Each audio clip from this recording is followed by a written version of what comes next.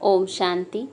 आज हम 1 सितंबर 2023 की बाबा की साकार मुरली सुनेंगे। बाबा कहते हैं, मीठे बच्चे, देह सहित सबकी याद भूल, बाप जो है जैसा है उसे यथार्थ पहचान, स्वयं को बिंदी समझ, बिंदी रूप से बाप को याद करो। प्रश्न है, कौन सा ज्ञान इस समय बाप से ही तुम्हें मिलता है और कोई नहीं दे सकते? उत्तर, तुम स्त्री पुरुष साथ में रहते गृहस्थ व्यवहार की संभाल करते पवित्र रहो। यह ज्ञान अभी इसी समय बाप तुम्हें देते हैं और कोई यह ज्ञान दे नहीं सकता। तुम्हें दान तो 5 विकारों का करना है, लेकिन मुख्य है काम, जिस पर पूरी विजय पानी है। सर्वशक्तिमान बाप की याद और श्रीमत पर चलने से ही यह ताकत मिलती है। गीत है, दुखियों पर रहम करो माँ बाप हमारे। ओम शांति। वही बाप बैठ बच्चों को समझाते हैं। कौन है यह बाप? यह बच्चे जानते हैं, जिनके सम्मुख बाप बैठे हैं। अब तुम बच्चों की बुद्धि का योग बेहद के बाप तरफ है। बुद्धि का योग अभी हद के बाप से तोड़ना है। सारी दुनिया के जो भी मित्र संबंधी हैं, बल्कि इस देह को, दुनिया को, सब को भूलना है। यह बाप के डायरेक्शन मिलते हैं। बाप बच्चों को कभी नहीं भूलते। बाप तो कहते हैं, भक्ति मार्ग में भी तुम भक्तों की हम संभाल करते आए हैं, परंतु ड्रामानुसार तुम बच्चों को भूलना ही है। भुलवाती है माया। हम आत्मा हैं, यह भी रावण भुला देते हैं, देह अभिमानी बना देते हैं। यह तुम बच्चों का पाठ है। ऐसे नहीं कि तुम वहाँ सिर्फ बाप को भूल जाते हो, परंतु वह जो है जैसा है उस बाप की याद और सुख देने का ज्ञान भूल जाते हो। अभी तुम जानते हो बाबा कल्प कल्प आते हैं। बाबा कैसा है यह भी बुद्धि में धारण करना है। मनुष्यों ने तो शिवलिंग का बड़ा चित्र बना दिया है और सभी के चित्र तो ठीक हैं, जैसे ब्रह्मा, विष्णु और शंकर का चित्र भी ठीक है। मंदिरों में पूजे जाते हैं, परंतु परमपिता परमात्मा का नाम रूप देश काल जो है वह भूल जाते हैं, चित्र भी भूल जाते हैं। अभी तुम बच्चों को समझाया जाता है कि आत्मा बिंदी रूप है, स्टार मिसल बिंदी है, भ्रकुटी के बीच में रहती है। बच्चे जानते हैं हम आत्मा हैं, शरीर की भ्रकुटी के बीच मुझ आत्मा का स्थान है। यह तो सब मानेंगे, बहुत सूक्ष्म बिंदी जैसी है। यह भी जानते हो परमपिता परमात्मा भी ऐसे बिंदी रूप ही होगा। खुद आकर समझाते हैं, मैं भी बिंदी हूँ, परंतु मनुष्यों ने बड़ा रूप ज्योतिर्लिंगम बना दिया है।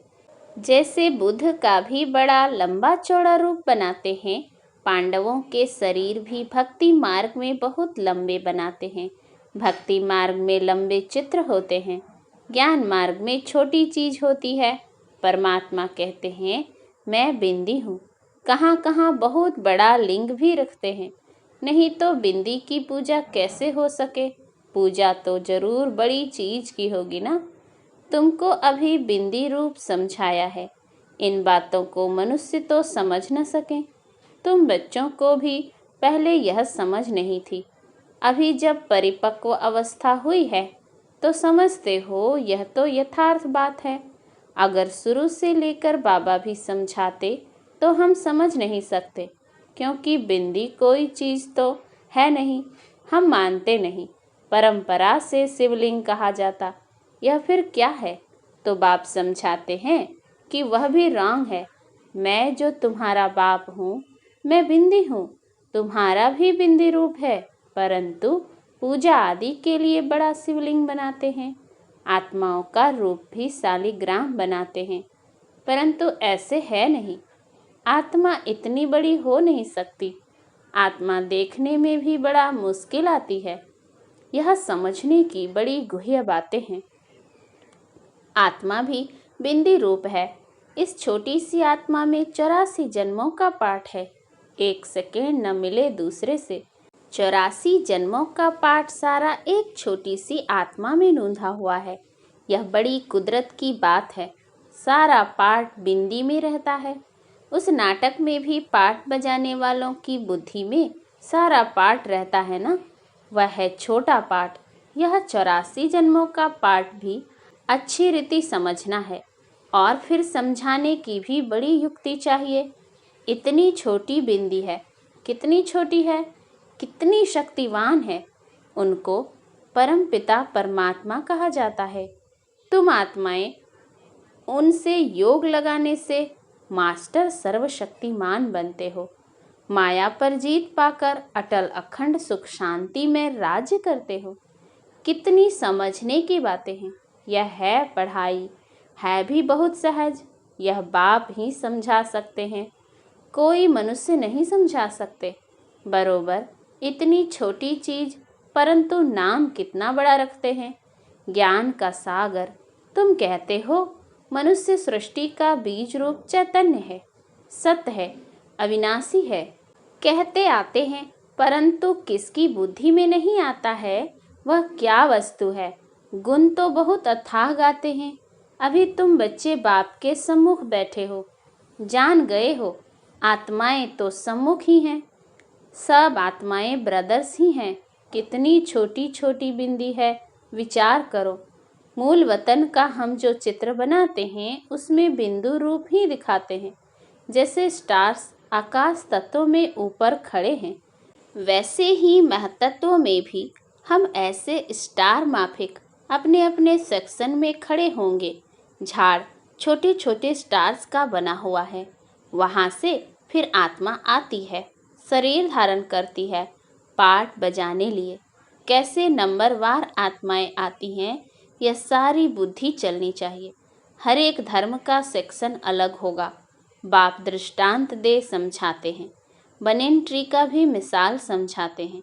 हिंदी बहुत जगह चलती है तो बच्चों को हिंदी भाषा में समझाना पड़ेगा।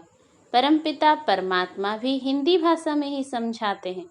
आजकल जहाँ तहाँ इसका प्रचार करते रहते हैं। एक भाषा होना तो मुश्किल है। कई समझते हैं परमपिता परमात्मा तो सब भाषाएं जानते होंगे, परंतु ऐसे तो हो न सके। अथाह अनेकानेक भाषाएं हैं, वह तो सीखनी पड़ती है। परमपिता परमात्मा को तो कुछ सीखना नहीं है। उन्होंने कल पहले जिस भाषा में समझाया है उसमें ही समझाते हैं। बाकी भाषाएं तो हर एक को पढ़नी होती है। बाप को पढ़नी होती है क्या? तुम देखते हो शुरू से हिंदी चली है, सब हिंदी सीखते जाते हैं। भारत में हिंदी का प्रचार है। बाप भी हिंदी में समझाते हैं। फिर हर एक को अपनी भाषा में ट्रांसलेशन कर औरों को समझाना पड़े। बाप और बाप की रचना का परिचय सबको समझाना है। सभी का सद्गति दाता वह एक बाप है। यह सब जानेंगे बरोबर बाप आया हुआ है। बाप कहते हैं मैं भारत में ही आता हूँ। भारत हमारा बर्थ प्लेस है। शिव के मंदिर, देवी देवताओं के मंदिर भी यहाँ हैं। देवी देवताओं का राज्य भी भारत में होता है। बाप भी भारत में आते हैं। देवी देवता धर्म की स्थापना यहाँ ही की है, तो मंदिर भी जरूर यहाँ चाहिए। औरों के इतने मंदिर नहीं होंगे, यहाँ तो बहुत मंदिर हैं। घर घर में लक्ष्मी नारायण के चित्र, राधे कृष्ण के चित्र, राम सीता के चित्र रखते हैं, क्योंकि भारत में हो कर गए हैं। परंतु उन्होंने कैसे राज्य लिया वह भूल गए हैं। चैतन्य में राज्य करके गए हैं। लक्ष्मी नारायण वैकुंठ के महाराजा महारानी हैं। उन्हों को राज्य किए कितना समय हुआ यह भी जानते हैं। मुख से कहते भी हैं क्राइस्ट से 3000 वर्ष पहले देवी देवताओं का राज्य था, तो क्राइस्ट को 2000 वर्ष हुए ना। तो जो ऐसे कहते हैं उन्हें उसी बात पर समझाना चाहिए। कहते हैं क्राइस्ट से 3000 वर्ष पहले देवी देवताओं का राज्य था, अर्थात स्वर्ग था। ऐसे नहीं कि क्राइस्ट भी उस स्वर्ग में था। पूछेंगे क्रिश्चियन लोग तब कहाँ थे, यानी उन्हों की आत्माएं कहाँ थी? इस्लामी, बौद्धी, क्रिश्चियन आदि की आत्माएं सब कहाँ थीं? यह समझाना तो बड़ा सहज है। वह सब निर्वाण धाम व निराकारी दुनिया में थी। निराकारी दुनिया भी है। दुनिया में जरूर बहुत रहने वाले होते हैं। सभी आत्माओं का निवास स्थान महतत्व रूपी निराकारी दुनिया में है। तुम बच्चों की बुद्धि में अभी यह है कि इस समय सब देवी देवताओं की आत्माएं हाजिर हैं। तब बाप आए हैं, फिर से देवी देवता धर्म की स्थापना करते हैं। समझो, कोई धर्म आता है, पहले तो बहुत छोटा होता है। छोटी छोटी शाखाएं निकल जब पूरी होती हैं, तब यह तुम्हारा फाउंडेशन भी पूरा होता है। बीज और झाड़ का राज समझाना तो बहुत सहज है। मनुष्य सृष्टि का झाड़ बहुत धर्मों का है, समझते भी हैं। फलाना धर्म था तो फलाना धर्म नहीं था। अभी छोटे छोटे धर्म निकलते हैं, आगे तो नहीं थे ना। छोटी छोटी शाखाएं तो अभी निकली हैं। यह तुम बच्चे जानते हो और कोई नहीं जानते। आत्मा और परमात्मा का बिंदी रूप नहीं जानते हैं। अभी बाबा ने तुम बच्चों को आकर समझाया है। तुम कहते हो बाबा हम आपके बच्चे हैं। कल्प पहले भी आपसे मिले थे, आपके बच्चे बने थे। बच्चे बनते हैं बाप का वर्षा लेने। बाप कहते हैं तुम हमारे हो, गोया एडॉप्ट किया। मुख वंशावली बने, तुम सब एडॉप्टेड हो। बाबा भी ब्रह्मा मुख से कहते हैं तुम आत्माएं हमारी हो। तुम आत्माएं भी कहती हो बाबा आपने जो ब्रह्मा तन में आकर अपना परिचय दिया है, हम आपके हैं। बाबा कहने से ही वर्षे की खुशबू आनी चाहिए। बच्चे ही कह सकते, यह है प्रवृत्ति मार्ग। सन्यासियों के शिष्य बनते हैं, वह बाप बच्चे नहीं बनते। वर्षा बाप से जायदाद का मिलता है, वह तो कहेंगे हमने गुरु किया है। गुरु से तो जायदाद का वर्षा नहीं मिलेगा। वह तो जायदाद को छोड़ जंगल में चले जाते हैं, वह जायदाद दे न सके। वह है ही निवृत्ति मार्ग वाले। बाप तो जायदाद देते हैं, उनसे कुछ नहीं मिलता। जंगल में जाएंगे तो सन्यासी कहलाएंगे। तुम भी सन्यासी कहलाते हो। वह है हठयोगी सन्यासी, तुम राजयोगी सन्यासी हो। सन्यासी अर्थात 5 विकारों का त्याग करने वाले। सो तो तुम त्याग करते हो और फिर पवित्र दुनिया में चले जाते हो। वह त्याग करते हैं परंतु पवित्र दुनिया में नहीं जाते, पतित दुनिया में ही रहते हैं। तो बाप समझाते हैं आत्मा कितनी छोटी है, इतनी छोटी वस्तु में कितनी ताकत है।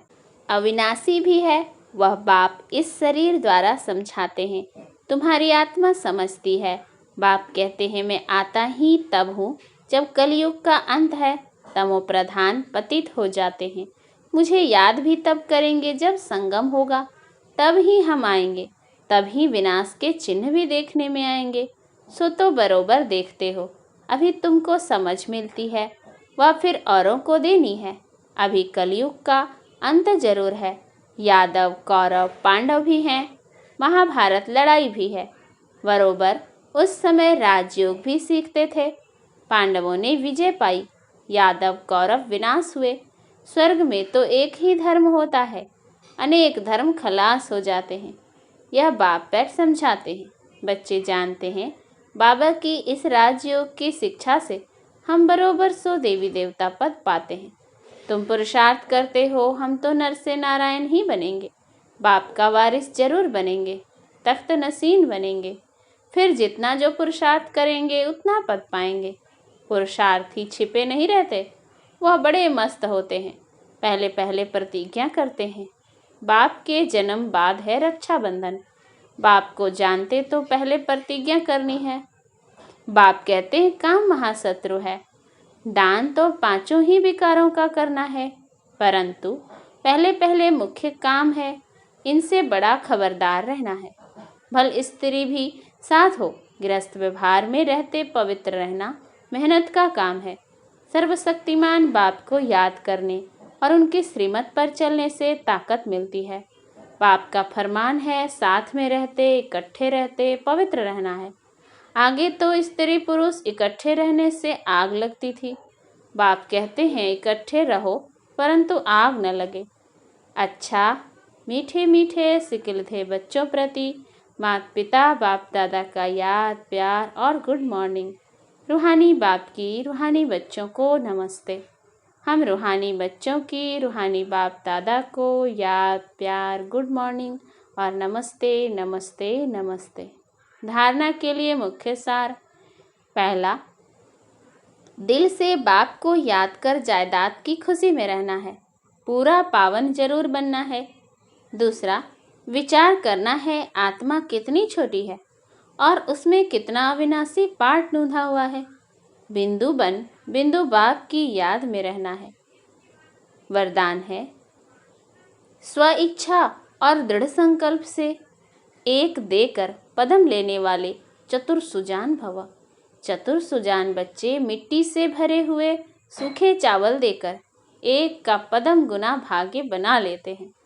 सिर्फ चावल देते और रिटर्न में सर्व शक्तियाँ सर्व खजाने 36 प्रकार से भी ज़्यादा वैरायटी ले लेते। परंतु कई बच्चे वह भी देने के समय सुदामा के मिसल कच्छ यानी बगल में छिपा कर रखते हैं। बाप खींच कर ले सकते हैं, लेकिन खींच कर लिया तो उसका रिटर्न इतना नहीं मिलेगा। इसीलिए स्व इच्छा और दृढ़ संकल्प से एक देकर पदम लेना, यही चतुराई है। इस देने में ही कल्याण है। स्लोगन, साक्षी बन न्यारे होकर हर खेल को देखने वाले ही साक्षी दृष्टा हैं। इस मास की सभी मुरलियां ईश्वरीय महावाक्य अर्थात निराकार परमात्मा शिव ने ब्रह्मा मुख कमल से अपने ब्रह्मावत्सों अर्थात ब्रह्मा कुमार एवं ब्रह्मा कुमारियों के सम्मुख 18 जनवरी 1969 से पहले उच्चारण की थी। यह केवल ब्रह्मा कुमारीज की अधिकृत टीचर बहनों द्वारा नियमित बीके विद्यार्थियों को सुनाने के लिए है। अच्छा, ओम शांति।